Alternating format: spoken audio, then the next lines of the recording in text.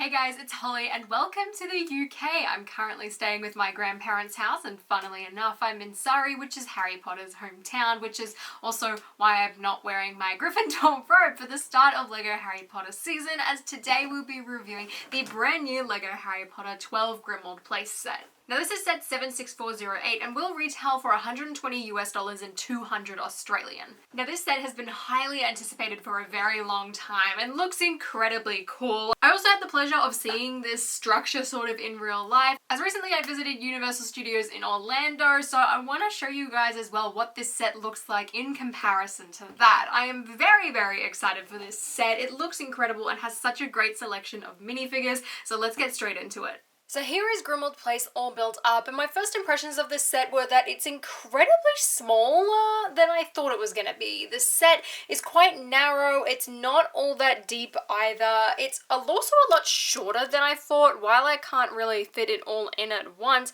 it's definitely a lot shorter and not as tall as I expected, especially for a set at this price point. I really love the play features and all of the interior, and not to mention the minifigures, but that is definitely something I noticed and honestly wasn't a huge fan of when I finished building. But before we talk more about the actual model and the set itself, let's have a look at the minifigures. So first up we have Harry Potter, who comes with one of these brand new broomstick pieces, and overall this minifigure is incredibly bland and honestly I hate the outfit, mainly down to these bright blue pants he's got here. I just really think it doesn't look that great. This jacket is nothing special. It's been used 1,000 times before on Harry as well, so it's really not that interesting. Then again, neither is a Harry Potter minifigure in general these days, just because of how many of them we get. He's got the same face as every other adult Harry and the same haircut, so again there's nothing new there. I mean, this figure is really nothing special. It's definitely by far the weakest of the set. Next up is Ron Weasley, and he's a character that we've definitely seen before. However, he has a brand new torso, which I'm really a big fan of, especially because it's actually accurate to the scene and not just sort of like a random torso that we like just design that we're going to repeat 1,000 times. Like, this one actually matches, which makes me really happy. Though again, just like Harry, there's nothing special about his hair or his face, and he's just got some plain tan legs. There's really nothing interesting there, but at least unlike Harry, they did give him something brand new, which I really like. Our second Weasley in this set is Molly, and would you believe it, we actually have some leg detailing for her. It's just so unfortunate now actually looking at the burrow and seeing how good that figure could have been if we had skirt printing. I mean, I think that outfit needed it and probably would benefited it from more than this one. I mean, this one I don't think is quite as memorable. She really only wears it for a tiny bit and we barely see the skirt, we barely see the legs. However, it is very much appreciated and I'm really glad that it is present in this set. Overall, the printing is really neat and her face and hair is nothing, again, that we haven't seen before. This is the same face that is used on Helga Hufflepuff and more recently the Lars family kitchen for Aunt Brew, which really I don't think matched her personality all too well, but at least the torso and legs are new, and the fact that we just get leg printing is a big win, even though it's a little too late for me. And our final Weasleys are Fred and George, and I want to do these two at the same time since they are pretty much exactly the same. Both of them have the same torso print, the same legs, the same haircut, and all that's different about them are their wand colours and their faces. These faces are the exact same as the ones from the CMF series as well as Diagon Alley, but it's good to get them pop up again. I mean, I think they perfectly match the Weasleys' personalities, and I love how technically there's like 4 different faces. It's super cool. Again as well, these are brand new outfits for them that again feature in this scene, which is awesome to see, and they do come along with an extendable ear, which is a really sort of interesting micro build here. It's used on one of those really flexible sort of curvy cable pieces in this quite nice sort of nougat color, and then you've got one of these mini superhero stand, which again is a recolor in that nougat, and then there's this really weird 1x1 printed earpiece, which to me honestly feels a tiny bit disturbing, and I think that's purely because minifigures don't have ears. I don't know, it just looks really awkward, just like a little E, not quite like an ear, but I do like the inclusion anyway. Moving along, and up next we have Kingsley Shacklebolt, who comes with another one of those brand new broom pieces, this time in a tan colour with a black fire, sort of, not fire pole, like flagpole type of piece. And overall, Kingsley is incredibly disappointing. This time around, his hat doesn't have any printing on it. He also doesn't have the cape piece. His face is pretty neat, and I can't actually remember if it's the same as the CMF version, but overall, the printing is just really lackluster. Honestly though, I am quite happy that they did give him leg printing. I really wasn't expecting something like that from a Lego Harry Potter minifigure, so that was a really neat surprise, but he's such a big downgrade from the CMF version that if you've got him, you're probably not going to care about this minifigure at all. However, if you missed out on that CMF figure, this is a great opportunity to get him again.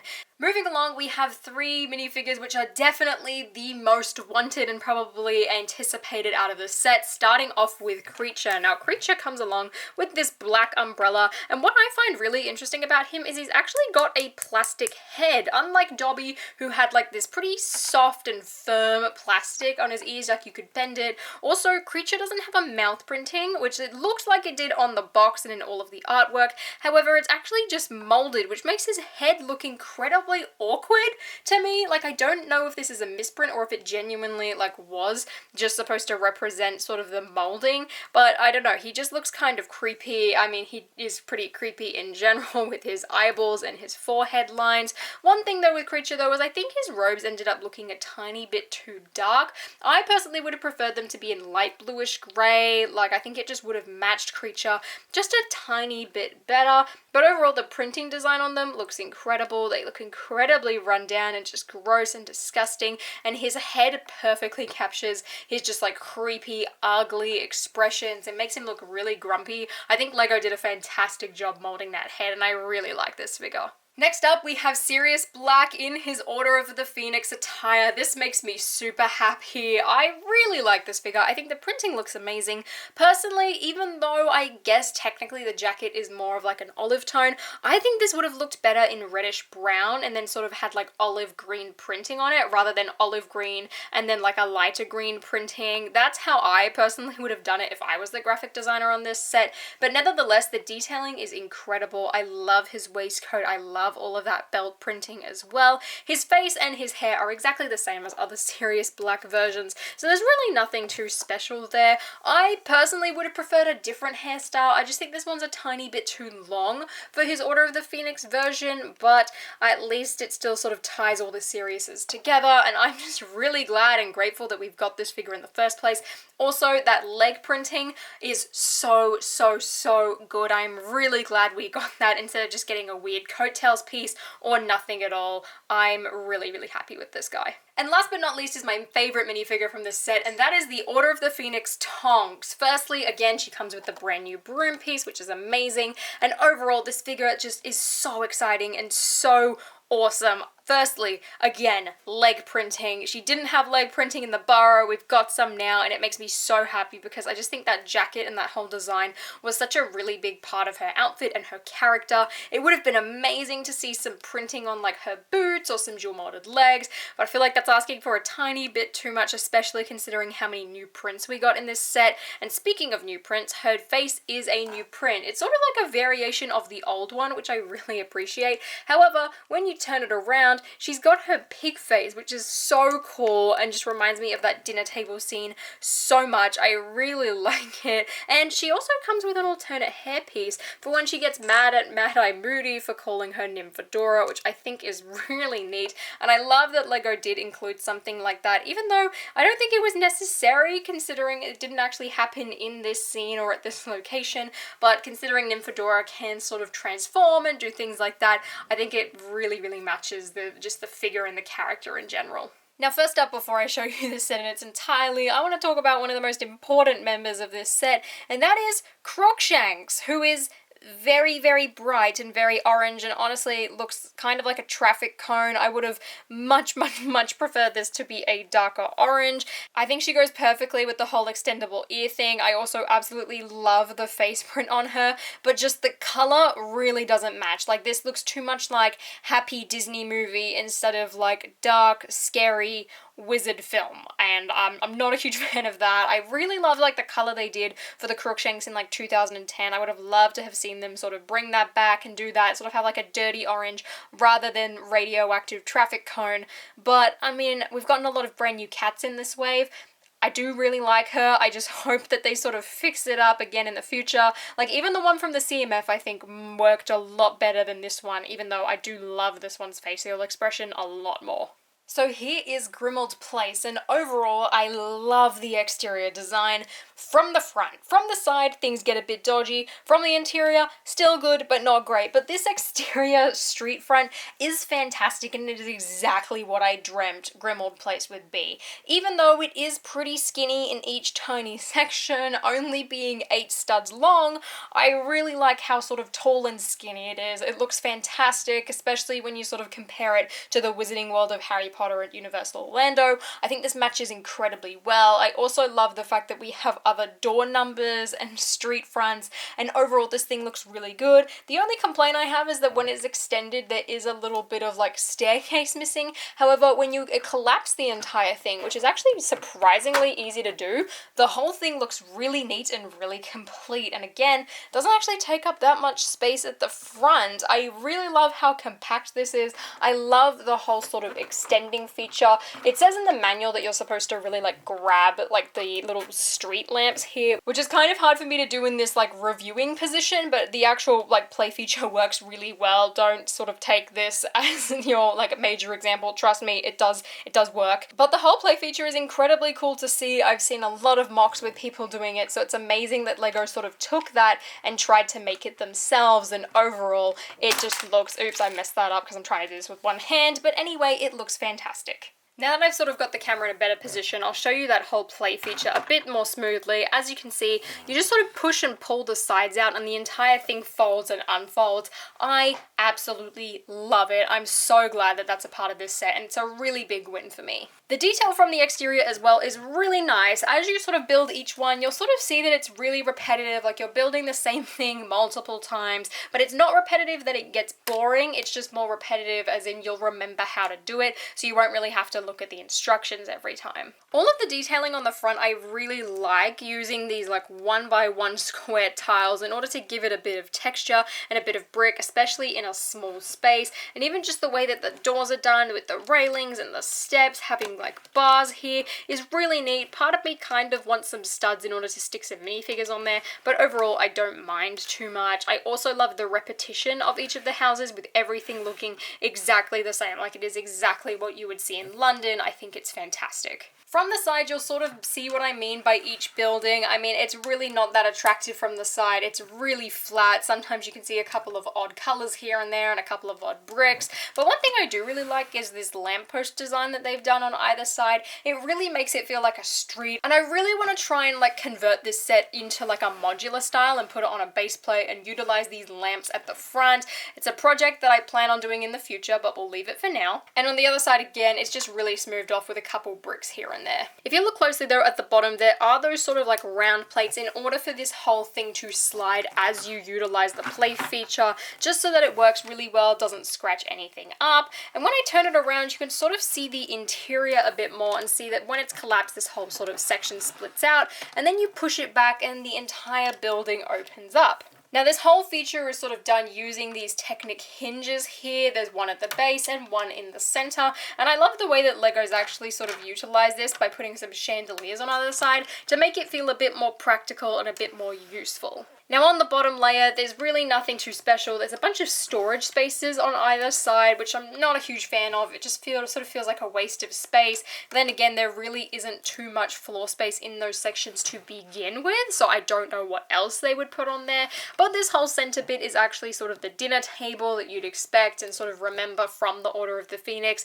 It's sort of a shame that there was no real hallway and that they weren't able to do this a bit further back. Then again, this set is very limiting on the interior space, which I think is definitely something important to note when looking at this set and when looking at the price tag especially.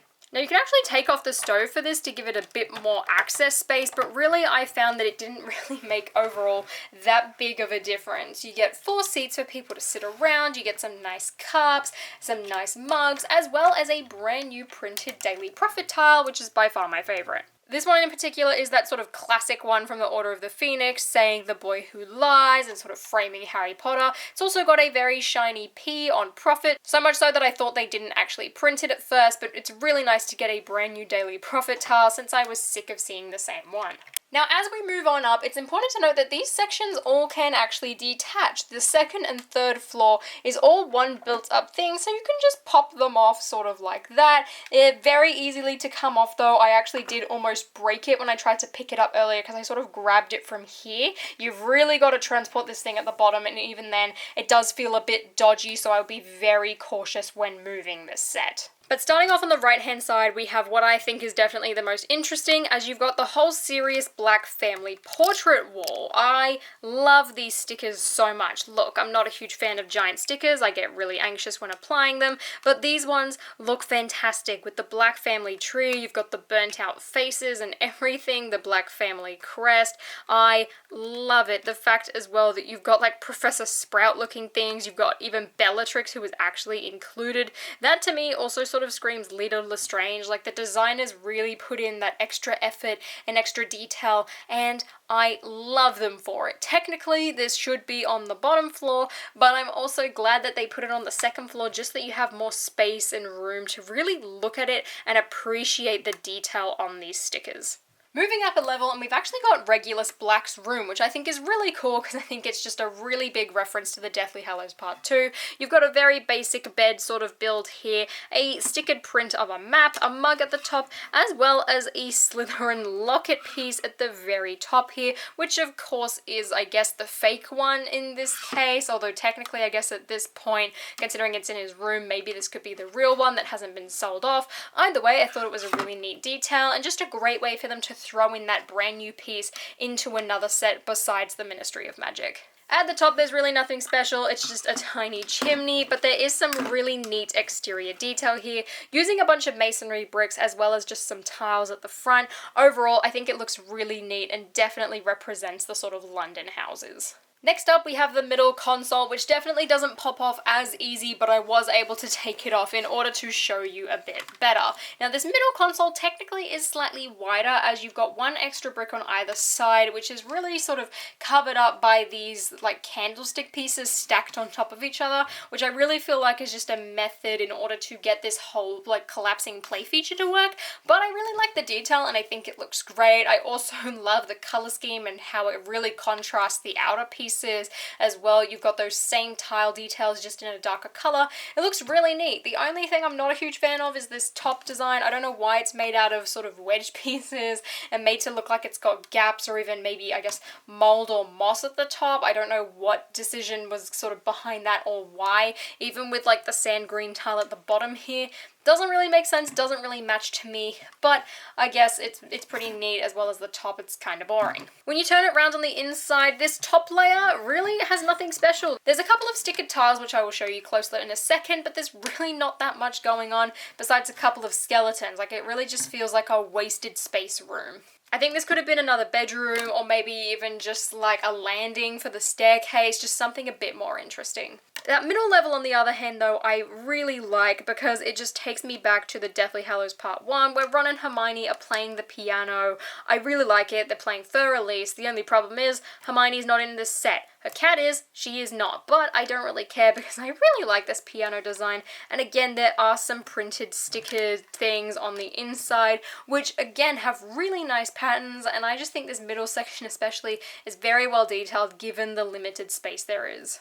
And last but certainly not least, we have the left-hand side, which at the top has that same chimney, as well as a satellite antenna, which is actually a pretty neat build. The exterior as well is exactly the same. There's nothing special about it, besides like the side being, I guess, a tiny bit more flat. So starting off with the top level, we have Sirius's bedroom, which is actually pretty neat and something I don't think we've ever really seen in the films all that much, unless it was actually his room in the Order of the Phoenix. At the top, there's a little red gem, which part of me screams like like Philosopher's Stone, even though I know that's technically not true. There's also this really neat Gryffindor crest on a Nexo-Knight shield, which is again a stickered piece, but I think looks really neat. You've got some bats hanging from the ceiling too in this like nice tan color. I'm not actually sure if the bats have ever come in that color before, so it's really neat to get them in a set, even though I'm very confused to why they're actually there. And then lastly, there is this single bed with a stickered bed sort of quilt cover, which I really like, but I don't understand why Regulus doesn't have one and Sirius's does, but either way, I think it's really cute. Basically, both of those rooms are sort of like a mirror build of each other, just with like a couple of extra accessories. Then lastly, there's this sort of empty room, which all it has in it is an armchair, which is actually kind of boring, so much so that when you take the armchair out, there's nothing going on in that room. It just feels like a massive missed opportunity and a massive waste of space. I would have loved to have seen something else in here. Don't know what, but just something. The chair, however, I actually really love because there are these brand new sort of curved, slopey corner pieces that I have never seen before, and I love the look of it, and I think it works really well for this armchair build as well. One thing I don't quite understand about this armchair is why they did one of these style pieces. It just makes it seem like a squished cushion, but otherwise, I love the design of this. I just wish that this was a different color and was black so that the whole thing sort of blended in and matched. Like, this to me just really sticks out like a sore thumb, and considering you can see it in the rest of this room, considering how empty it is kind of annoying. But that is 12 Grimmauld Place, and I've got very mixed opinions on this because as a set, just looking at it for the build and for the figures, I love it. I think it's amazing. It's got such great play features. It's got a great exterior. It's got pretty good interiors. There's a couple of rooms that are slacking, a couple that feel a bit empty. I also love how small it is in like a weird way. Like, I know I sort of complained about how small it is, but I like it because it's easy to display. It's not that wide. It's not that thick, even with like that extra bit sticking out. Like, you could really put this on a shelf if you're limited for space, and it would look amazing. You could also get this if you're a city builder. It would fit right in, maybe with a couple of modifications. Even you could add some extra floors and make this just look even cooler, add some extra buildings to the side. Like, I feel like there's a lot of potential here. However, I also hate the fact that it is small. For the price point, this doesn't feel like a lot to me because of how skinny it is. Each of these sections look fine all together, but it's very short, which I'm not a huge fan of. I would have loved it to be just a tiny bit taller to make it feel like I'm getting more for my money, or even just a tiny bit wider. Like, I would have been fine if these pieces sort of stuck out a tiny bit more and matched this center bit. Like, I get why not, because then when it sort of collapsed, it would stick out even more, and these pieces are in the way. Actually, now that I look at it, if the chandeliers weren't here, this actually could have been brought back a tiny bit more, but it just feels very skinny and just very minimal. I love the design of it, but for the price you're paying, I just expect a bit more. I feel like a lot of the budget at the end of the day with this set went towards the minifigures, so if you're like me and you're a really big fan of minifigures, you're probably going to feel like there's a lot more value. However, if you're a mock builder or you're just here for like cool display pieces for a shelf, you might feel a bit underwhelmed and a bit disappointed, especially